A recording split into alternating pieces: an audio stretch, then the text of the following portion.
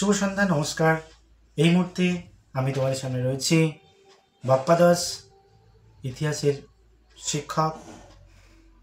আমি নতুন একটি চ্যানেল খুলেছি ছাত্রছাত্রীদের চাহিদার কথা মাথায় রেখে, যেহেতু সামনেই যারা তোমরা মাধ্যমিক দেবে প্রিয় ছাত্রছাত্রীরা, তারা অনেকেই আমাকে ব্যক্তিগত স্তরে প্রশ্ন করেছ যে স্যার এই বছরের জন্য মাধ্যমিকে কী কী ইম্পর্টেন্ট রয়েছে ইতিহাসে।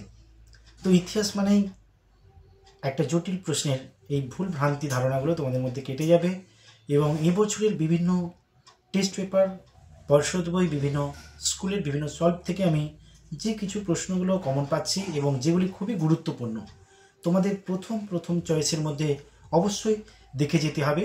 এগুলি যদি এখনও কারো না দেখা হয়ে থাকে তবে চট জলদি যে কটা দিন সময় রয়েছে তোমরা একটু চোখ বুলিয়ে যাবে। আশা করব এই প্রশ্নগুলি থেকে মাধ্যমিকে তোমরা অবশ্যই কমন পাবে। এবারে দেখা যাক আজকের এই প্রশ্নগুলো কি। এবার তার আগে একটা ছোট্ট করে বলে দিই, দেখো বন্ধুরা, তোমাদের একটা সাপোর্ট, একটা ভালোবাসা আমাকে নিত্য নতুন ভিডিও করতে বা তোমাদের সাজেশান দিতে উৎসাহিত করবে। তাই আজকের প্রশ্ন যদি তোমাদের বা সাজেশান যদি ভালো লাগে তাহলে অবশ্যই একটা লাইক বাটনে ক্লিক করবে, সঙ্গে সঙ্গে তোমার পরিচিতি বন্ধুবান্ধবদের শেয়ার করবে এবং কমেন্টে লিখে জানাবে তোমাদের নতুন চাহিদা। তোমাদের প্রত্যাশা মতো আমি সেটা পূরণ করার চেষ্টা করব এবং অবশ্যই কিন্তু সাবস্ক্রাইব করবে। তো আজকে আলোচনা করছি মাধ্যমিক সাজেশন 2025 প্রথম অধ্যায়ের প্রশ্ন।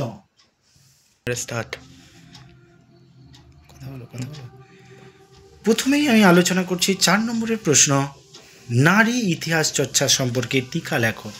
দেখো বন্ধুরা, দেখা গেছে এই নারী ইতিহাস চর্চা সম্পর্কে টিকা কিন্তু বিগত সালের প্রশ্নেও বহুবার এসেছে এবং এ বছরের বিভিন্ন স্কুলগুলোতেও কিন্তু এই প্রশ্নটি বহুবার দিয়েছে। সুতরাং নারী ইতিহাস চর্চা অবশ্যই কিন্তু এই বছরের জন্য গুরুত্বপূর্ণ। এখনও যারা তোমরা এই প্রশ্নটি রেডি করোনি তারা চট জলদি রেডি করে ফেলো নারী ইতিহাস চর্চা সম্পর্কে। নেক্সট 2 নম্বরেরও বহু সময় আসে, কিন্তু এবছর 4 নম্বরের মতো গুরুত্বপূর্ণ, পরিবেশ ইতিহাস চর্চা সম্পর্কে আলোচনা করো। হ্যাঁ, তারপরে আমরা চলে আসছি, দেখো যেহেতু প্রথম দিক থেকে আমরা যদি দেখি গত বছরে প্রথম অধ্যায় থেকে কোনো 4 নম্বরের প্রশ্ন ছিল না, সুতরাং এবছরে কিন্তু প্রথম অধ্যায় থেকে অতি অবশ্যই 4 নম্বরের প্রশ্ন থাকবে। একটা প্রশ্ন হলেও থাকতে পারে বা বহুবার এমনও হয়েছে এই অধ্যায় থেকে 2টো প্রশ্ন দিয়ে দিয়েছে। এবছর 2টো প্রশ্ন পড়ারই সম্ভাবনা খুব বেশি। এছাড়াও রয়েছে ইতিহাসের উপাদান হিসেবে বিপিনচন্দ্র পালের আত্মজীবনী 70 বছরের গুরুত্ব লেখো। খুবই গুরুত্বপূর্ণ প্রশ্ন, বহুবার বহু স্কুলে তোমাদের এসেছে। পরের প্রশ্ন চলে আসি, ইতিহাসের উপাদান হিসেবে সরলা দেবী জীবনের ঝরাপাতার গুরুত্ব লেখো। এই 4টে প্রশ্ন করলে আশা করছি এখান থেকে 2টো কমন প্রশ্ন তোমরা পাবে। তাই প্রথম অধ্যায় থেকে যারা এই প্রশ্নগুলো ভালো করে দেখোনি তারা অতি অবশ্যই চোখ বুলিয়ে নাও এই প্রশ্নগুলি, যাতে পরীক্ষার হলে গিয়ে তোমাদের কোনো রকম অসুবিধায় পড়তে না হয়। অবশ্যই এর পরের একটু অধ্যায়ভিত্তিক ছোট প্রশ্ন একটু জেনে রাখবে, সেকেন্ড চয়েস হিসেবে সেগুলো আমি পরে আলোচনা করে দেব। এরপরে চলে আসি দ্বিতীয় অধ্যায়। দেখো বন্ধুরা, দ্বিতীয় অধ্যায়ের যেহেতু গত বছর এখান থেকে পড়ে গেছে বামাবোধিনী পত্রিকা, তাই এখান থেকে যে প্রশ্নগুলো রয়েছে অবশ্যই প্রথম গুরুত্বপূর্ণ প্রশ্ন, এদেশের চিকিৎসাবিদ্যার বিকাশের ক্ষেত্রে কলকাতা মেডিকেল কলেজের ভূমিকা কীরূপ ছিল। আবারও বলছি, এদেশের চিকিৎসাবিদ্যার বিকাশের ক্ষেত্রে কলকাতা মেডিকেল কলেজের ভূমিকা কীরূপ ছিল, খুবই গুরুত্বপূর্ণ প্রশ্ন। হুতুম প্যাঁচার নকশা গ্রন্থে, পরবর্তী প্রশ্ন, হুতুম প্যাঁচার নকশা গ্রন্থে 19 শতকের বাংলার কীরূপ সমাজচিত্র পাওয়া যায়। যেহেতু 19 শতকের আমরা যদি দেখি বাবু কালচারের যে সমালোচনা করা হয়েছিল সেই সংক্রান্ত কিন্তু এই প্রশ্নটা তোমাদের থাকার খুবই সম্ভাবনা রয়েছে।